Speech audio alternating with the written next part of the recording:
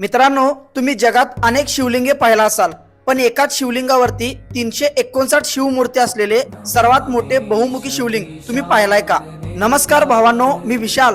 आज आलोय मागच्या एपिसोडच्या भागात, अर्थात हत्तरसंग कुडल संगम मंदिरामध्ये. एका बाजूला हरिहरेश्वर मंदिर आणि त्याच्या समोर हे संगमेश्वर मंदिर.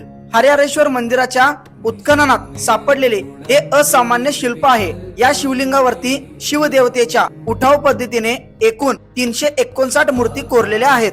या शिवलिंगावरती एकदा अभिषेक केल्यानंतर भक्ताला वर्षभर अभिषेक करण्याचे पुण्य मिळते. ही या शिल्पामागील भूमिका आहे. भारतात व जगात शिवलिंगावरती जास्तीत जास्त 12 शिवलिंगे मिळतात. त्यामुळे या संगमेश्वर मंदिराजवळ असलेले हे शिवलिंग जगातील एकमेव शिवलिंग मानले जाते. हे आहे प्राचीन संगमेश्वर मंदिर.